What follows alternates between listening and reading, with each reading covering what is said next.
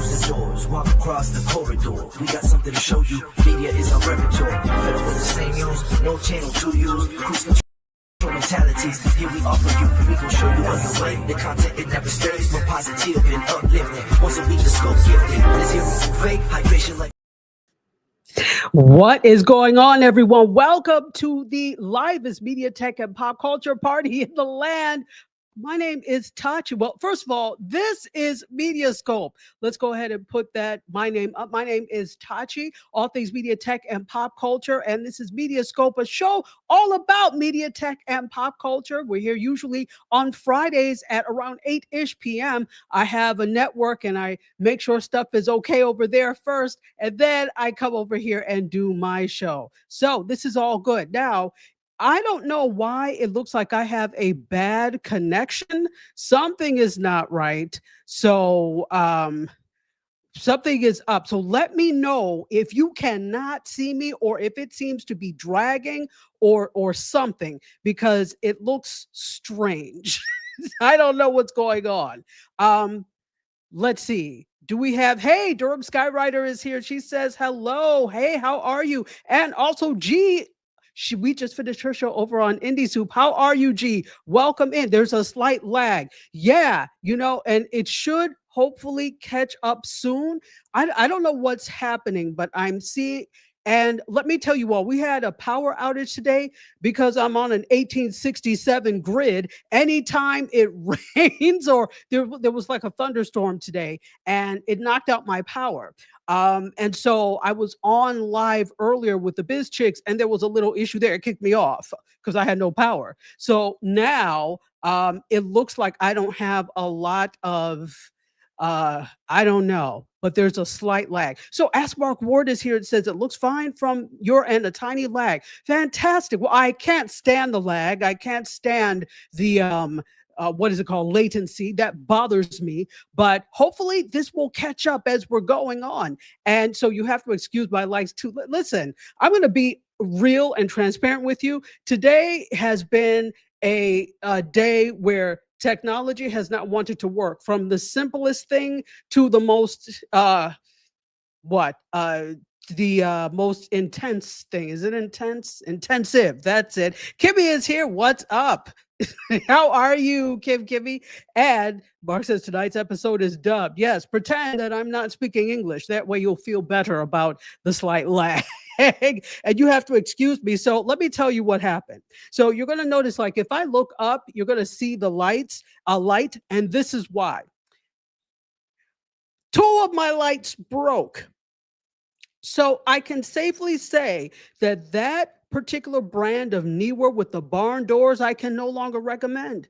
I haven't had them that long. Those things are supposed to last forever. But what I discovered is, while the overwhelming majority of it is metal, the thing that holds the handles at the side apparently is plastic. So I went to take them and it was like, it just crumbled in my hands like burnt candy. Not that that's a good analogy, but that's the only thing I can think of right now. So consequently, I have my light above here on top of my camera so that you can see me. And I do have one other light, but it's just the one because the other 2 have crumpled and everything else I'm using in the back. So now I guess I have to buy some more lights. But so be careful when you're buying LED panel lights. Make sure that it is not held by plastic on the sides. Even if the most of it is metal, after a while, especially if you live in a place, excuse me, that has high humidity, it will break. So give me a second to sip. I've been talking all day. So that's what's happening there. I didn't give you a hug, so you don't need to hear my issues. This is the hug to let you know I appreciate you being here. You could be anywhere else. It's Friday night, guys, and we're going to have a great time this Friday night. Let me know where you're watching from, what you're doing, what you're noshing on. Are you eating anything interesting? I would love to know because I do need some dinner ideas. So let me know. Ring light? How dare you? I'm going to explain the problem with the ring light in just a moment. And Kimmy likes the lipstick. Thank you. Thank you. If you back channel me or inbox me, I'll tell you what it is. It's very simple. So it is one of my favorite colors. So let me know. Hannah Boyd Miller is here and says hello. Hello, Hannah Boyd Miller. So again, if there is a little bit of a lag, I apologize. For some reason, there's a connection issue, and I think it stems from the outage that we had earlier, the power outage. So, but luckily, I'm able to get on with you all. Hey, and Thrift Champs podcast. Hey, happy Friday. How are you? And you know, I love the name Thrift Champs because I am a champion thrifter myself. Thank you for being here. And let's see. Food Plane is here. What's up, Food Plane? You got the hug. You felt that. And here, who's here? Fred. Fred says no, 60-watt light with the mini softbox and move to the side. Fred, my friend, let me tell you, I don't feel like setting up soft boxes every week. So I needed something that is quick and that's in the area. The LED panel lights work well. However, the ones I got, I did not realize, as I said, had plastic at the sides. And so eventually they broke. Now I've had them for a number of years, but those things are supposed to last forever because remember, the LED lights themselves last for at minimum 10 years and probably longer. That's 10 years if you're running it all the time, right? And these I run every week, but not like for hours and hours on end. So these should last like 20 years. So the light is still good inside, but now I have to figure out a way to put see, I have a bone to pick with you, Newer. Anyway. So, but I do have another light that I got. So I may not need one, but this one is a really intense light. It may be too much. This is really made for when I go out on shoots. We'll see. So I just need to buy another pair of, why am I boring you with this? You may not be bored, but this is a cautionary tale. Okay. I'm telling you, as somebody who does this all the time, be aware of the light. So that's why you see the light on top and I only have one light at the side. So that's what it is tonight, unfortunately. And we have a lag. How good for me. Let's see what else. And Bryson Leach is here. He says, what's up? What's up? Bryson, welcome in. The mini, you will send it. Okay, send it to me and let me know. Easy to set up, pop and snap. You have one. Okay, because listen, I'm not trying to do this with intensive light setup all the time because I had at one point, guys, I had even entertained having lights put in here so that I didn't have to take them up and down all the time and I could just switch them on. But then I'm like, do I want a studio or do I want a living room? I don't want to see studio lights all the time. So that's what I was like. Yeah, if I had a dedicated studio space, I would do that. Not in my living room. Although it could be kind of cool, but no, we're not doing that. Not this year. Let's see, or just move to the side. So here's what. No, I can't move it to the side. I understand 3-point lighting, Fred, but I can't move it to the side because I don't know where the stand is for this. So it has to be on top of my camera. That's why. So believe me, I understand. I cannot do that tonight, and because I was rushing to get here because MediaScope Indie Soup went off and then I'm trying to get everything together. I'm like, I don't have time to look for this stand. It's just going to have to go on the hot shoe on top of the camera. So the fact that I'm here at all is miraculous. Okay. So here we go. And let's see. We're not bored, but I get it. Yeah, I'm not going to bore you with this anymore. Here we go. And life be life against it. Listen, life has been lifing for the past 2 weeks. Not anything bad, just busy. And so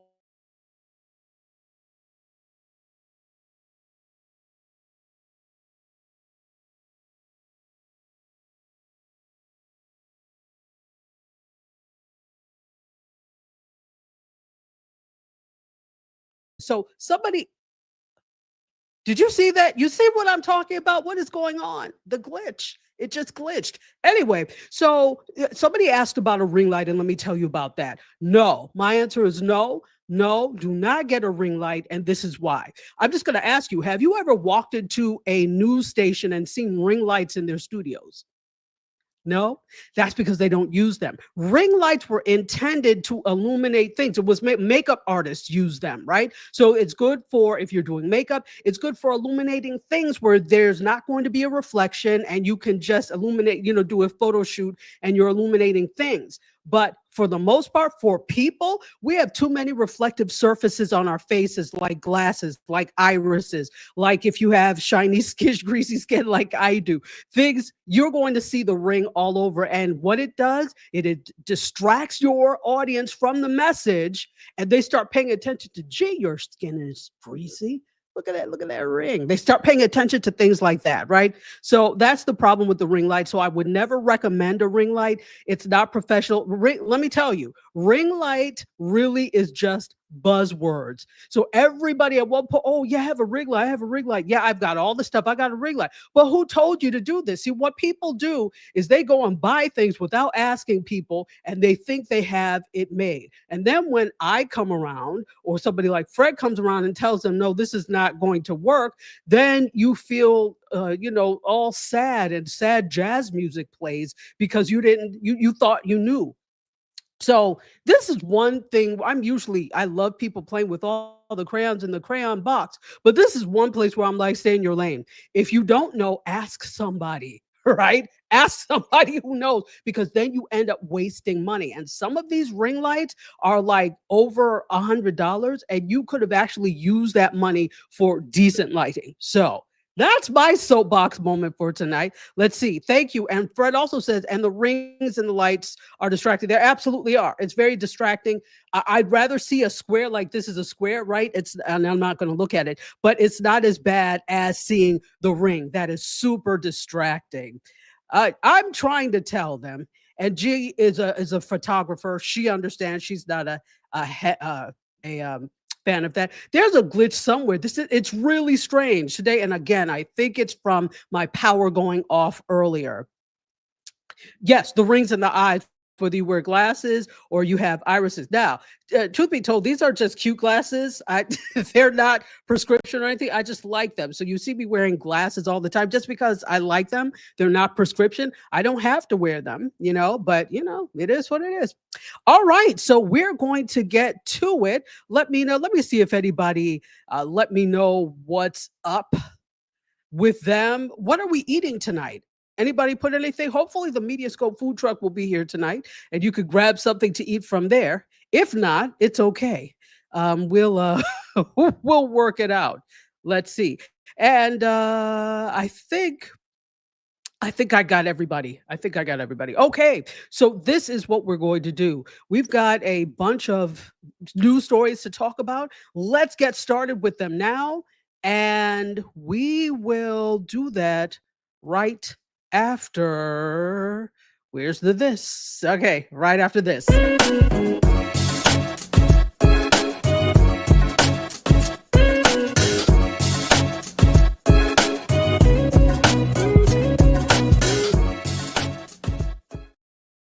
Welcome back, everyone. All right. So let's see. We have a comment. Oh, Food Plane made a peanut butter and chocolate mousse.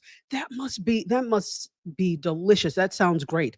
Peanut butter. And I was just thinking about this today. Peanut butter is one of my favorite flavors. I really do enjoy peanut butter. So much so that one time I tried to make, this is again, you can't listen to everybody on social media. So somebody tried to make like a vegan, it was like a peanut butter chocolate mousse type thing. Not quite a mousse, but it was something more solid than a mousse. So, but they were doing it with tofu. I said, oh, well, let me try it. Knowing I have a soy allergy. And a soy allergy like soy sauce, I'm okay with, but liquid soy milk makes my throat itch. Tofu, more recently, makes my throat itch. Why would I make a whole dessert with tofu? Somehow I thought the peanut butter and the chocolate were going to cover up the the effects, the allergistic effects. Not quite. That was a waste of silken tofu. Anyway, tofu, sir, tofu. Yes, it was. It seemed like it could be. I said, why not? I will try it. and it wasn't terrible. It was not like it tasted terrible because tofu, doesn't really have a taste. It was the fact that it made my throat itch. I had to throw the whole thing away. I'm so, and even till today, I'm annoyed with myself over that. So anyway, and Mark says I had some peanut butter candy crunch ice cream. Was that your dinner? If so, good for you. You're an adult. You can eat what you like. And Hannah had oatmeal. Okay, I see. We're just grabbing whatever at hand. I'm for it. I hear you. Yeah, oi indeed. Oi indeed. All right, you know what we're going to do? We are going to make this work. Let's go to the first photo and we'll talk. Can we? You know what? No, we can't because you have to hold on a moment. I told you today has really been what's the name day. These things that I put in there did not upload. So you're going to have to wait for just a moment as I do this. It's hard for me to walk and chew gum. So let's wait as this is uploading. I did this earlier and it did not upload, but we're doing that now. So in just a moment, we should upload. But let me start talking about this first. Who here watches British television or has ever watched British television? Put it in the chat. I love British television, British comedies, Britcoms, if you will, Britwit, if you will. And one of my favorites was Keeping Up Appearances with Patricia Routledge, who played Hyacinth Bouquet. Okay. So unfortunately, she passed away. I was so sad because I really did. She was an amazing actress. And I really did. Okay. I think here we go. Her photo is right there. If you don't know who she is now, you'll know her picture. She was best known for playing Hyacinth Bouquet, and she passed away this week, and she was 96 years old. They say we are deeply saddened to confirm the passing of Dame Patricia Routledge, who died peacefully in her sleep this morning, surrounded by love. And even at 96 years old, her passion for her work and connecting with live audiences was still huge, right? And they say she will be dearly missed. She really, really will. Ah, so sad, so sad. And last week, of course, you remember we lost Dr. Dr. Jane Goodall. We lost Dr. Jane Goodall. And yeah, so unfortunate, unfortunate, unfortunate. Okay, so let's take some comments and see what folks are saying here. Okay, so Food Play, yes, watch Benny Hill back in the day, Mr. Bean, and many more. So did I. In fact, probably when we were little, should we have been watching Benny Hill? No, but we did because our mother was watching Benny Hill. For those of you who don't remember, my mother lived in England before she moved to this country. So we watched a lot of British television, which is why I'm so familiar with it now. And G loved Keeping Up Appearances. Yes, yes, yes. And also, yes, the Bouquet residence, the lady of the house speaking. And it's bucket. It was spelled bucket. But you can't tell her that. It's Bouquet. Yeah, she lived to 96, which was quite a nice long life. And oh, yes, Chef. Now, let me tell you, Chef was an amazing show, and I loved the theme song because it was sung by Omar, who is a British out artist. He sings a lot of house music, etc. He's amazing. So, and in fact, he has a new song out together with Donio, him and another artist have a new song out. If you have not heard it, it's called Nights Like This. If you are into that kind of music, you love BBC animal shows. Okay. Yeah. Omar sang the serious profession. Yeah. that was him. Omar has such a distinctive voice that you could tell. So I've been an Omar fan for a long time. Yeah, so rest well to Patricia Routledge and her family. We wish her family well.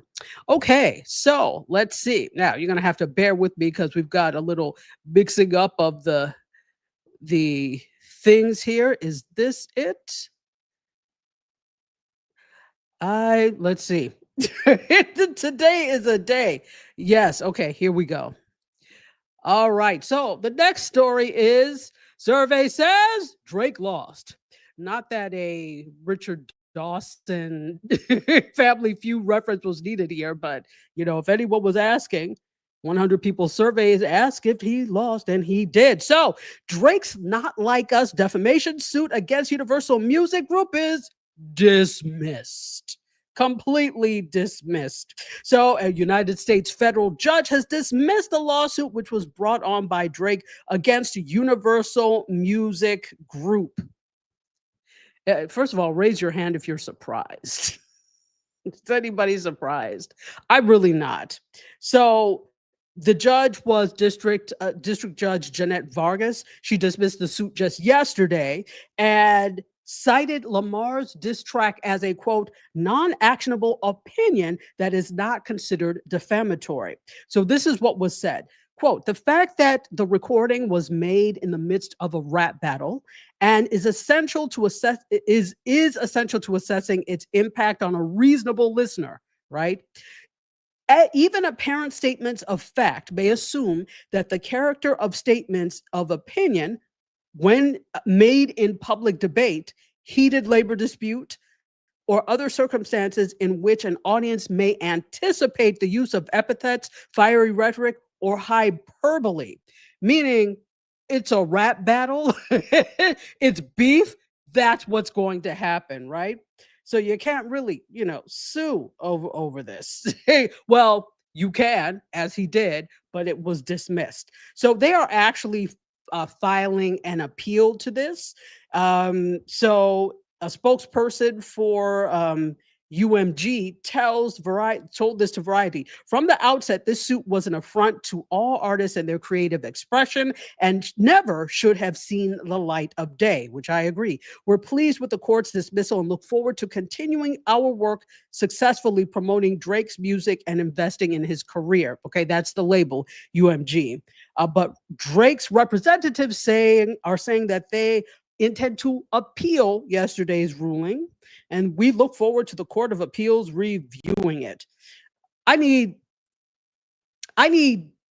opinions, if you will, from you all, because here's the thing. The thing that is at stake here is definitely freedom of expression when it comes to those types of things. So again, here we go with First Amendment in a sense, and I'm not an attorney, but with libel, because they're saying it's libelous, and slander, because what part of it? The fact that there was a line in the song that basically referred to him as a pedophile, the A minor, right? Part of it, that it's not whether or not it's the fact that a reasonable person would not take truth from that necessarily, because it's in the heat of a battle. This is artistic expression.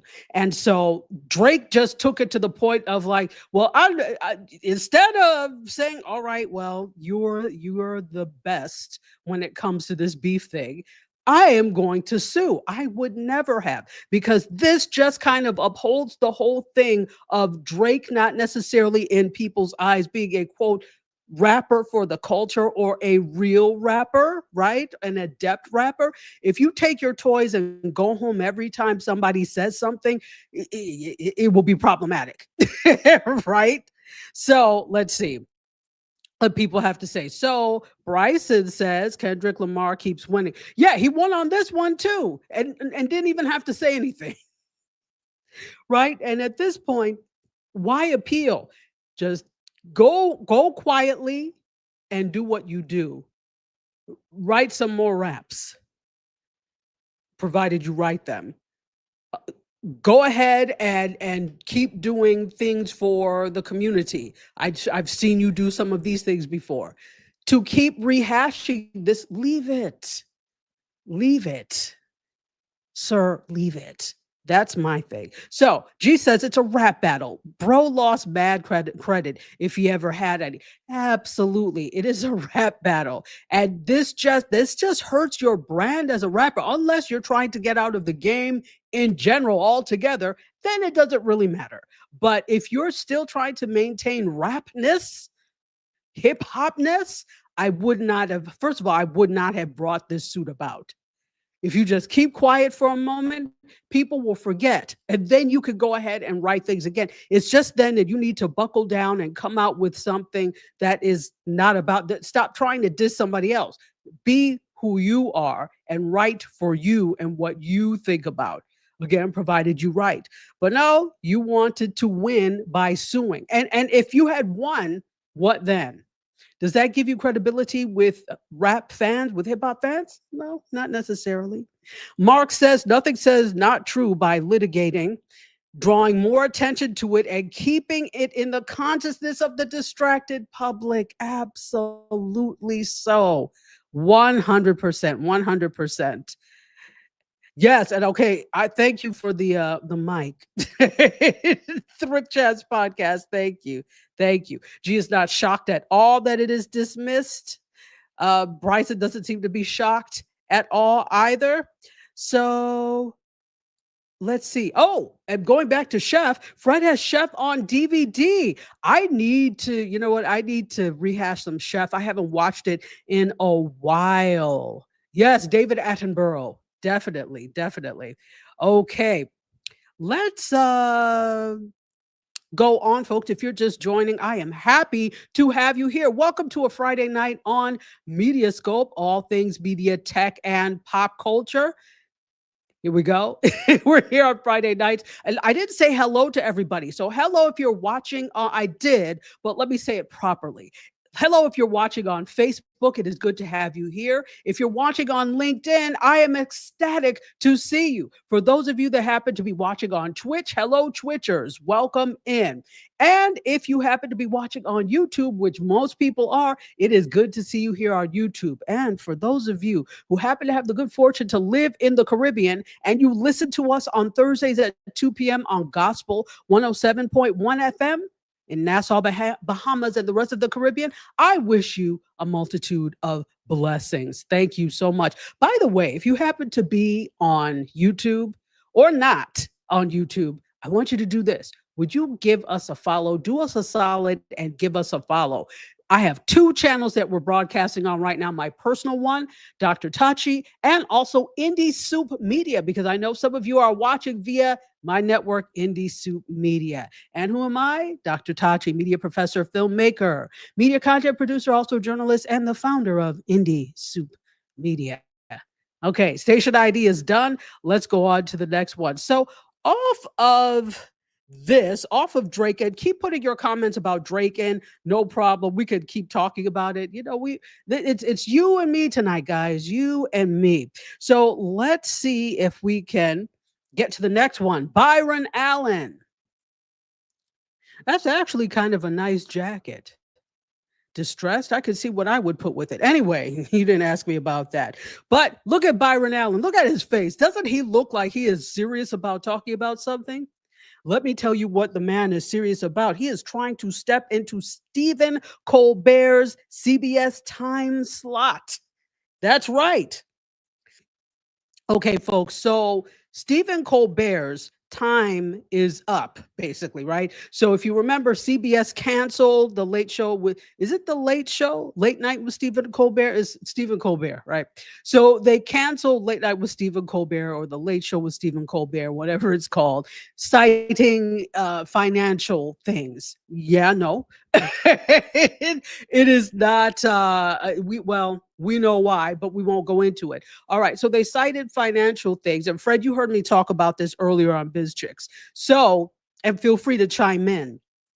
So he already has his hand up, he says, for I'm in. He has a show, a show called Comics Unleashed. I've never watched it. We talked about it earlier, and if you watched it, let me know what you think of Comics Unleashed. This is Byron Allen's show. Of course, he has a media company called Allen Media Group, and this is one of the shows that they produce. That comes on CBS at 12:30. Okay, so he's putting his hand up because he would like to take this Comics Unleashed to 11:30. So when Stephen Colbert's time is up in May of next year, he's like, "Oh, I want to take that time slot." So we'll see what happens with that. But let me tell you how this could go. It's one of several ways. So, number one, the network could say, well, what we're going to do is give an extra hour to local news stations, so your local CBS affiliate, so that they can do news programming of their, local programming. To which I say, you already repeat the 11 a.m. news or the 12 p.m. news at 5, 6, and 10, and now 11. You have an extra hour to do what? Repeat it again? And this is not a dig at local news. I think no local news is wonderful. However, at least in this market, I see what you do. You over and over, you're playing the same news stories, and I'm not getting anything new. So we'll see. But that's one option, that the network could give that time back to local affiliates to play their programming. That's one. Number two, they could say, do a combination of both things and say, well, we'll give half an hour back to the local affiliates so they can do news or whatever. And then we'll give the rest of the time to Byron Allen, and if they say yes, Byron Allen, and you could and he could start at 12 instead of 12:30, right? Number three, they could say, sure, whatever, and let him go at 11:30. I don't know whether or not that will fly, but they could have that. Number four, there is a show that they had on before, and I can't remember the name of it, but it's the Stephen Colbert came on in 1993, I believe. So there was a show that they had before Stephen Colbert came on, and they could go back to that. It was like some kind of true crime. They kind of like a Dateline on Dateline is NBC. So something like that, right? So they could go to something like that. So those are the four options they could do, right? Because the time slot, now let me also explain that Byron Allen buys his time. So he buys the airtime, and then he's responsible for going out and getting ads and commercials himself. So that's called a time buy, where you're buying the airtime. And any of us could actually do that, right? We could go to our local affiliates and say, hey, we want to buy some airtime to do XYZ. The reason most people don't do that is because it's exceedingly expensive. And when you see people who do that, because I know a few people who have done that, they're on at nothing o'clock in the morning, right before Peter Popoff comes on with the Miracle Spring Water. So that lets you know the time, because it's still expensive, but that's the cheaper time. So after prime time. So I don't even know if they would say yes to Byron Allen with that 11:30 time slot, because that's still for them prime time. So would you watch? First of all, who watches late night in here? Do any of you watch late night? And if you do, would you be interested in seeing a Comics Unleashed instead of late night? First of all, do you even watch CBS? Let me know that. Let's take some comments. Drake, just give it up already. I agree to Mark's comment. Geez, let's see. Hey, Amma is here. Hello, Dr. Harris. Welcome in. She says hello to everyone. And said, I see the shrimps wearing that. Well, thank you. Thank you. You know, I just grabbed whatever, but thank you. I'm glad it was a good choice. Thrift Champ says we need to do a collab. You know what? Get at me. I don't know if you can, and this is for anybody, but get to me on Instagram. That's the easiest way. But you could also, in my YouTube, since you are on YouTube, you could go and contact me that way, or just come to at Dr._Tachi on Instagram and get at me that way. So I wouldn't mind at all.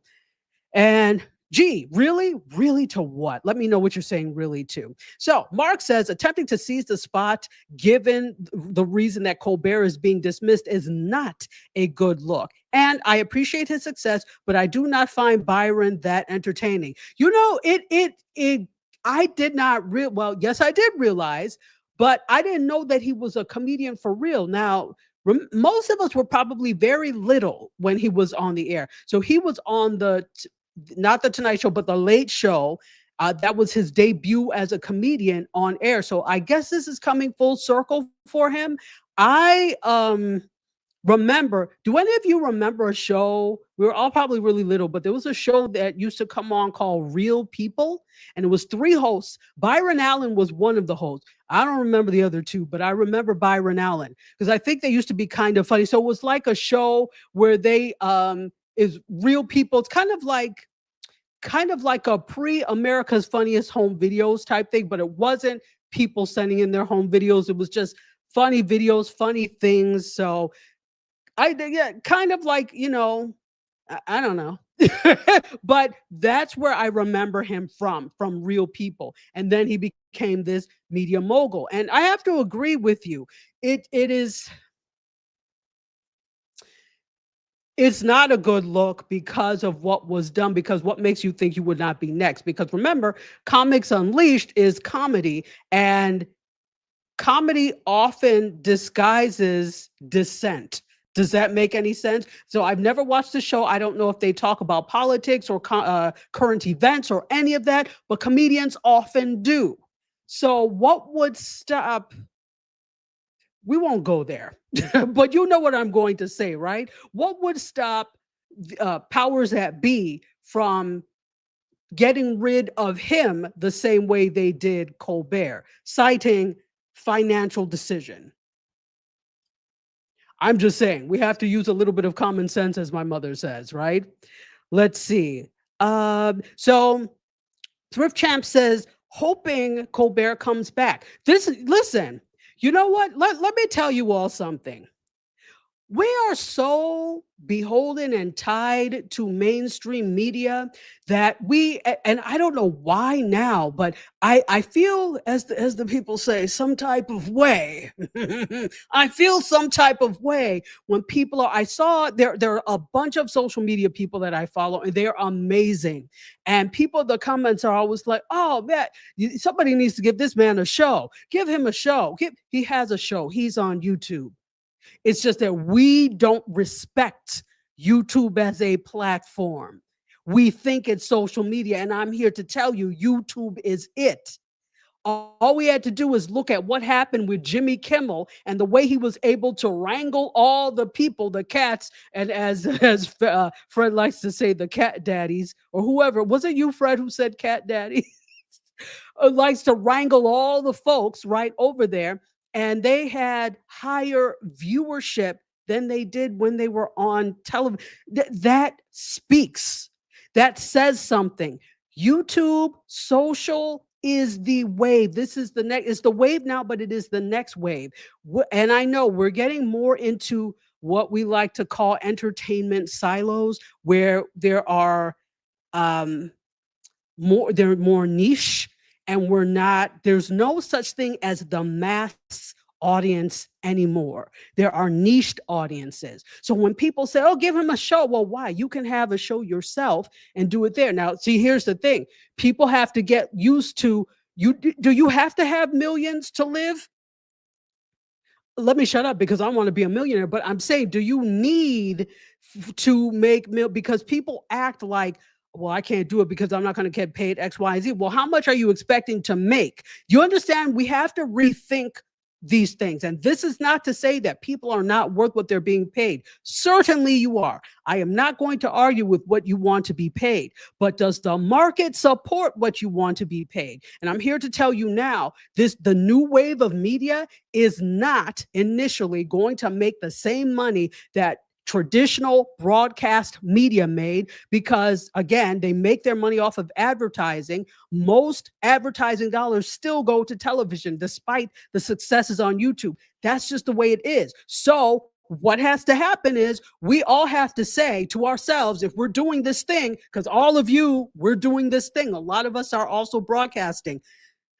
It's not only going to be from live streaming or putting up my videos that I'm going to make money. What are the other streams that I have to do? Because even actors have to do that. Because once you don't have a show anymore, you don't have anything. So what else can I do? And this is everybody. So we have to get out of the one stream of income type thing. You have a show. It's on YouTube. You have a show. It's on Substack, whatever the case may be. We just have to figure out other ways of monetizing rather than just the platform itself. I know I'm preaching tonight. Excuse me. I don't mean to preach, but I just want us to get out of that mindset. All right. So Amma says, wow, 1993. I didn't know it's been that long. Yeah, apparently so. I didn't realize either until I started doing the research. G says it's extremely repetitive. I think you're talking about the news. Yes. I'm like, is there nothing else that happened? I'll never forget the day that in Miami, was it NBC6? The breaking news was a horse had fallen into a ditch. I'm like, Miami is market number 17, and this was the breaking news that a horse fell into a ditch in Davie. The horse was okay, but I'm like, this is your breaking news? I was very disappointed. Hey, was I disappointed? Anyway, let's see. F says, I would just play MASH instead of Buns. I'm sorry. I know you probably didn't mean for it to be funny, but it is. Well, MASH, for those of us that were little then, that meant it's time to go to bed. So, hey. So, Amma says, maybe I think I would like comedy. Okay. And again, I haven't watched it to know, so I cannot make an assessment of how good it is. And comedy is subjective. I mean, and that's part of the reason why I've got a strange sense of humor, I think, which is probably why I like British comedy. So the things I think are funny, I'm looking around and nobody else is laughing, or only the people that have the same sense of humor I do are laughing. But then people are like falling over like Def Comedy Jam, rolling in the aisles for some people. And I'm like, because to me, it's not funny. So humor is very subjective, but yeah, it could work. You know what I'll have to do? I'll have to watch it. Maybe catch it online if I can and see. So G says, I watch Colbert clips on YouTube. So not watching CBS. Listen, CBS needs a shakeup. They need something. TJ called it a geriatric network earlier, and I agree. Nothing wrong with being geriatric, but that's not the next generation of TV watcher. So very nuanced. I don't even know that they could draw over Gen Z, certainly not Gen Alpha, because these people, they're watching certain television, but not CBS. Not CBS. Yes, real people. Yes. Thank you, Sarah Purcell and Skip Stevenson. Thank you. Thank you so much for that. I knew somebody knew. Let's see. So Fred also says, no, it's a pish posh of stuff, nothing serious, like watching Hollywood Squares talking about the show. Okay, well, pish posh could still be good. Pish posh, is it good? I think that's the operative thing. Mark says Comics Unleashed is very sanitized. Setup joke, setup joke for next comic joke. Wow. Huh. Okay, I'm gonna watch it and see if I can last. Okay, let's see. And Fred says the big screen is the big screen. Number one, YouTube is powerful, but number two, yeah, you're right. But you're right. It just is what it is. But it's powerful because of advertising dollars going there traditionally. If they all of a sudden said, you know what, forget this, we're going to YouTube, that would become more powerful. So what makes a platform powerful is its ability to monetize and draw in people that will bring in some revenue. That is the power there. Also, it's got history. Television has a history. That was first. Television walked so we could walk faster, because I wouldn't say we're exactly running in this field, but walk so we could walk faster, right? They set the stage. I think we all can exist together. I 100%, but people have to start to take the others more seriously. Listen, if somebody came to me and said, hey, would you like a show? I'm not going to deny it, but I already know how I am, and I'm not going to be told what to do and how I could do things and what, you know what I'm saying? And here's another thing. People are sometimes in such a hurry to get their stuff on the air that they don't secure the proper rights. So if they decide we're not doing this anymore, you no longer own your show. So be careful with IP as well. Hannah says, I feel the same way to Mark. The show is like a time capsule.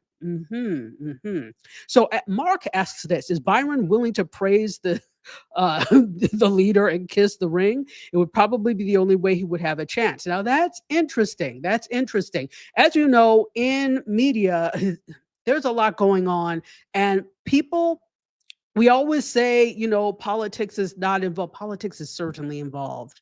Politics is certainly involved in everything. You know the saying, I don't do politics. I can't stand politics. But I pay attention to it, and I think we all need to. So the saying is, well, you don't do politics, but politics does you, right? So for the longest time, the entertainment industry thought they could get away with being apolitical and not really looking at that. But this showed you cannot, right? You can, it is tied in everything, even if you don't want it to be, right? Let's see. Uh, I think The Neighborhood comes on CBS with Cedric. I like that show. Okay, now that shows you that I have not watched. And I think also, what is that soap opera? Does it Beyond the Gates come on CBS as well? I believe it does. That the soap opera comes on there. Let's see.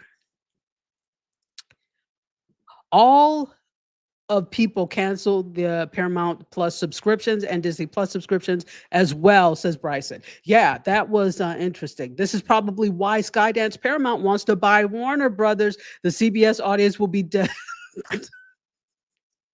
I can't wait. But you're not wrong, Mark. You're not wrong. They're looking at future. I just really this is the interesting thing. The writing is on the wall, and people are still refusing to read that writing. They don't see. I can't help people who don't want help, right? I cannot. As for me in this house, we respect what came before us, but we love ourselves some digital broadcasting. I love it. All right. Wait, said show is canceled. Oh, wait, The Neighborhood is canceled? It's been a minute. I haven't kept up with what's canceled, what's renewed, what's on the bubble. So wow. All right. Well, you heard it here first. Fred said that it is canceled. Sorry, Frederick the Entertainer.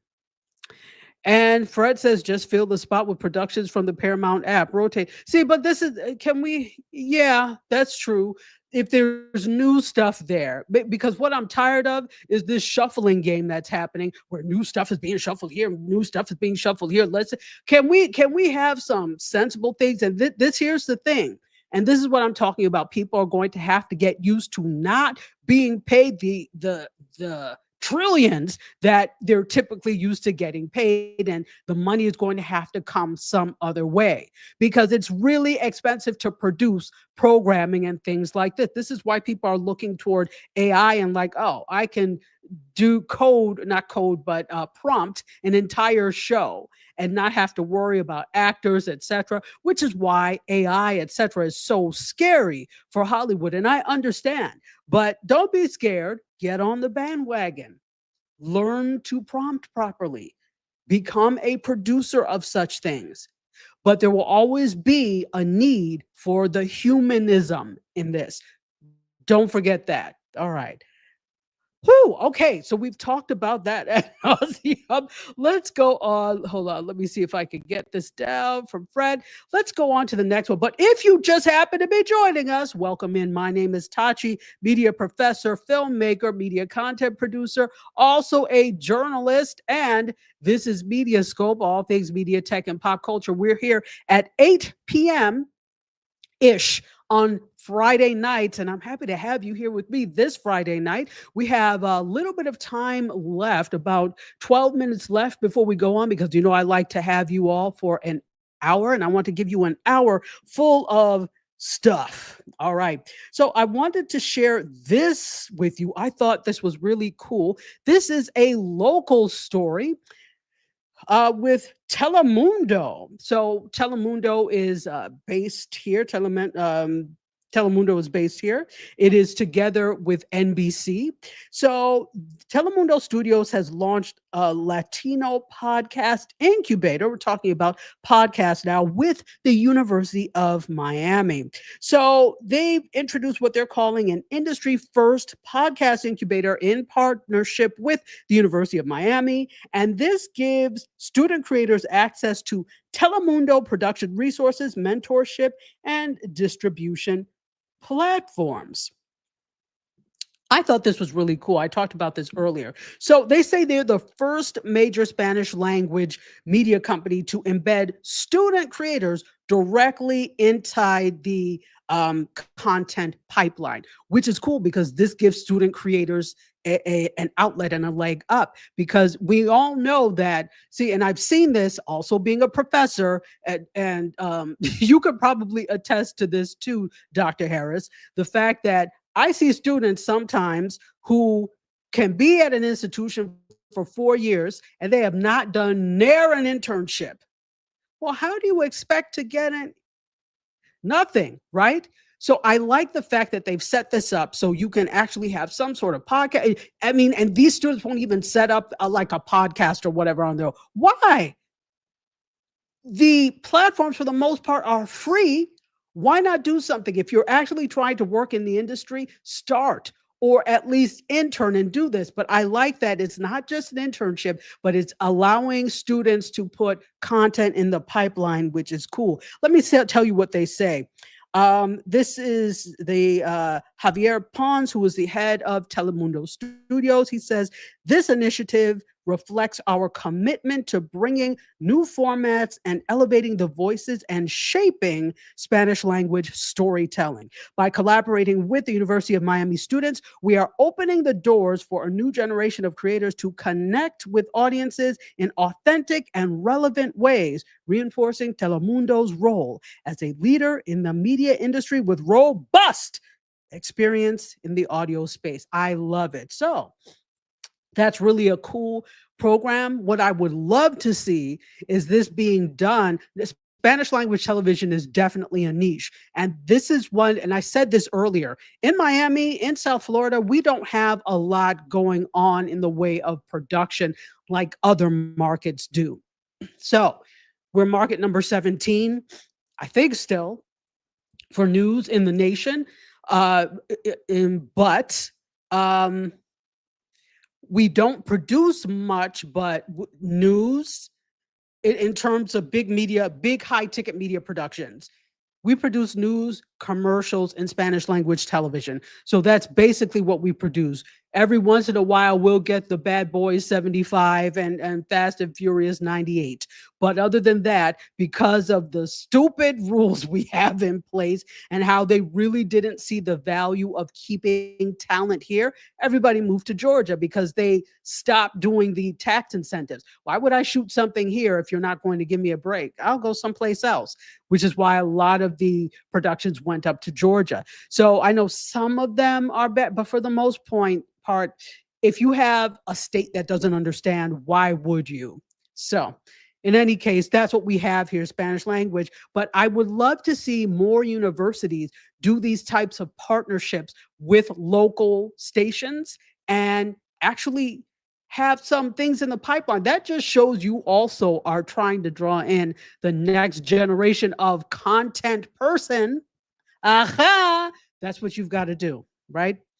Okay. Let's keep going because we've got about 7 minutes before I'm going to let you go, before we end, because I don't want to hold you too long. All right, let's see. Let's do this. Let's talk about the Pope. Pope Leo. So the Pope says to the media, no clickbait, please. He said basically enough with the clickbait. He said this yesterday during a conference. He was speaking at this conference in Rome held by Minds International, and that is a network of global news agencies. So he's like, enough with the clickbait, all right? Enough. He probably said it in a Chicago way, enough with the clickbait, because you know the Pope is from Chicago. He says this: communication must be freed from the misguided thinking that corrupts it, from unfair competition, and from the degrading practice of so called clickbait. I urge you, never sell out your authority. He also said, now this conference ran through today. It also focused on AI and the role of news agencies and what they're calling the post-truth world. Sheesh. That's heavy. A post-truth world. He says this also: it is a paradox that in the age of communication, news and media agencies are undergoing a period of crisis. Similarly, those who consume information are also in crisis, often mistaking the false for the truth, for the true, and the authentic for the artificial. Sheesh. And this got me. You can act as a barrier against those who, through the ancient art of lying, seek to create divisions in order to rule by dividing. You can also be a bulwark of civility against the quicksand of approximation and post-truth, said Pope Leo. So I actually like that quite a bit. I think those of us that are in the media, and I'm not just saying mainstream media, that's us too, that do the independent thing, we are responsible for actually putting truth out there, being truthful and in terms of what we know of to be true at the time. We have that responsibility. And like, I hate clickbaity stuff. I know it makes people click, but, and I'm not going to judge you if you do that. Have at it. Go on. All right. So let's take some comments. And Fred said the neighborhood will conclude with the 8th and final season, airing between 2025 and 2026, and a planned spinoff for the show was also canceled in early 2025 after its backdoor pilot aired. And Mark says this: so many of us cut the cord to free ourselves from the cable fees / imprisonment. Now all of the 500 streaming services are merging and raising prices, so they will get us all in the end somehow. Isn't that sad? That's really sad. We did, like, I knew, I was like, okay, this is too expensive, I'm cutting the cord. And so many people were doing that. But this is when you had traditional media figuring out a way to get in on this. They will never be left out of making money. You will never hear them say, well, you know, we have this, let's let other. Never in life will you hear that. They are about making money. They are not your friend. So, like you may think they are, so they won't be left out of the equation as well. But it's like media gentrification. They move in and then everything gets expensive, right? So let's see what else is there. Oh, hold on. Mark said clickbait is why I'm here. I couldn't resist the Tachi goes to the dark side headline. I didn't realize it was a lighting issue. Yeah, it's, you know what? Yes, touche. And the food place says clickbait will get you a click, but they most likely won't come back. I don't, yeah. So this is the thing. If you're going to be clickbaity, you have to have something to back it up. You need to have good content. That's why clickbait, it works to get you there, but are you going to be a long-term watcher, follower, content consumer for that creator? Not if their content doesn't live up to the expectation, right? So I like engaging titles and things. I don't like clickbaity because you have to have something to back that up, which I do. If I'm going to do something like that, we're going to talk about it. But yeah, so well said. Well said. And Fred says, there we go. The magic key is to put everything OB digital over the air broadcast. They have way more viewers. I think that's way more advertisers, you said. Okay, fantastic. You have to deliver on your promise. Yeah, definitely. And that goes also with this. You know what? Let me tell you what I can't stand. I know you don't want to hear, but I'm going to tell you what I don't like. I don't like when I see, for example, YouTubers that have these splashy intros and it's all well done. It looks like they went to a professional media company to get it done. And then your video looks like you shot with a Fisher Price camera afterwards. What type of rubbish is that? The way you start is the way I expect to see you carry on in your videos. So if you have high level production for your intros and outros because that's what you can afford, I urge you, you better dial it back or do the same thing for your actual content. And it's not that hard because good cameras are actually now more affordable. Right. So that's another thing where I can't stand. You have to deliver. I don't want to see a splashy intro like Spike Lee shot it, and then here you come in with your Fisher Price camera. Anyway, here we go. Let's. I think yeah, I think I could get one more story in, and let's decide what that's going to be because I do have a couple of more media stories, but these were the main ones. Let's get into. Do I want to do tech? So I'm going to post some of these on my socials that I don't get to so that you guys can see them. Yeah, let's do this one tech story and then I will let you go. So first we're going to do the tech intro and then we will come back with that tech story. Here we go.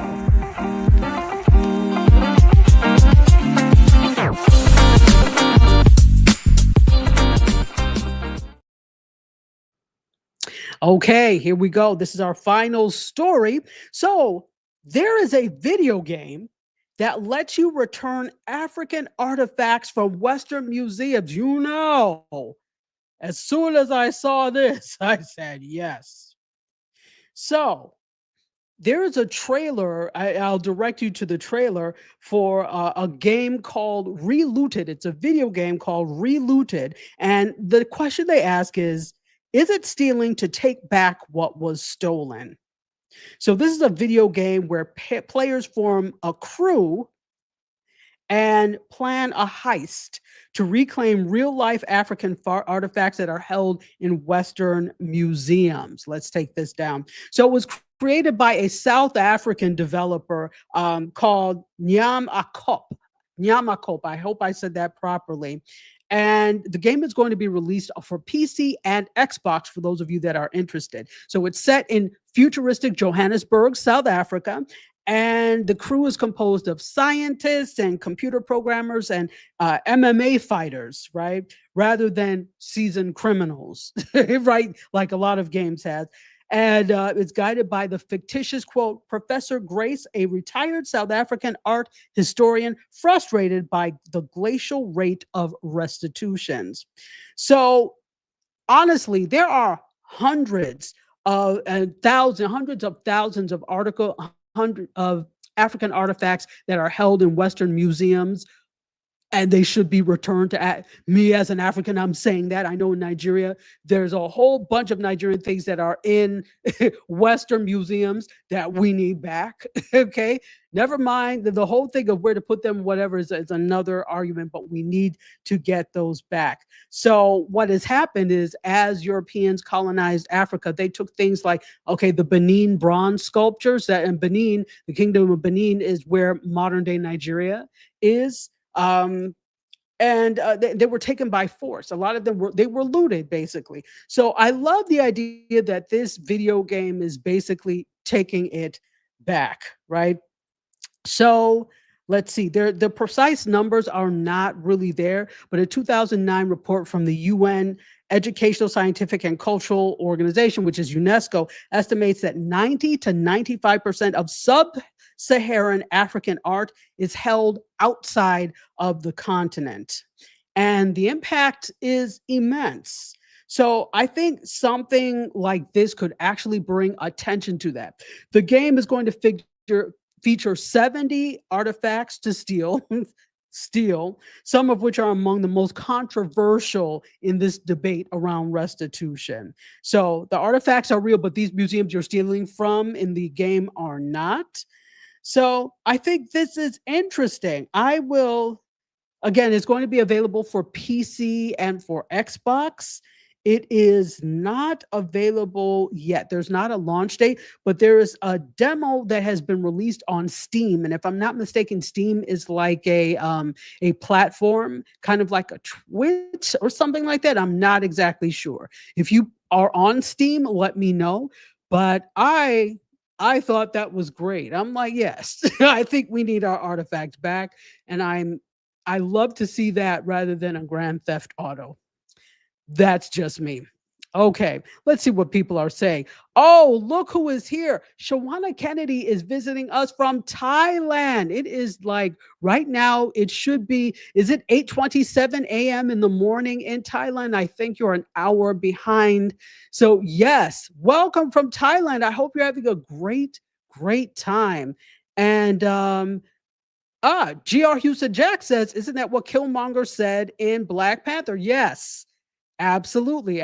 But now they've got the video game to do that. Mark Ward says to my comment earlier, splashy studio entry in the actual episode is found footage style from your dirty bathroom. Exactly. And Fred says, yeah, YouTubers with fancy intros are like people wearing tuxedos to job interviews, right? Or wearing a tuxedo top with shorts on the bottom, right? Like regular like Under Armour shorts on the bottom, right? Let's see. What else do we have? I think, Ron TV Metro. Speaking of Southeast Asia, our friend in the Philippines, Ron TV Metro is here. How are you, my friend? It is good to see you. And I know that it is 9:28 a.m. in the Philippines. Welcome in. All right, so that's our hour. Here we go. By the end of the hour, I'm like, I got to drink something. So this is my cue to get off air. Guys, thank you so much. I really appreciate you being here on a Friday night. I hope that you have something great planned for the rest of your Friday night, whether it's to hang out at home or go to bed, whatever you like. I hope it ends up being great, and I hope you have a great weekend. And with that, I think we are going to end this stream, and I'll end the way I always end. I love you for watching. I bid you adieu. You guys, myself, and all of this news. How about we exit stage left? And next week, hopefully all the technical glitches will be out of here. All right, guys, until next week, cheers. Close the doors, walk across the corridor. We got something to show you. Media is our repertoire. Fed up with the same use, no channel to use. Cruise control mentalities. Here we offer you. We gon' show you on your way. The content it never stays. More positive and uplifting. Once a week, the scope gifted. Let's hear it.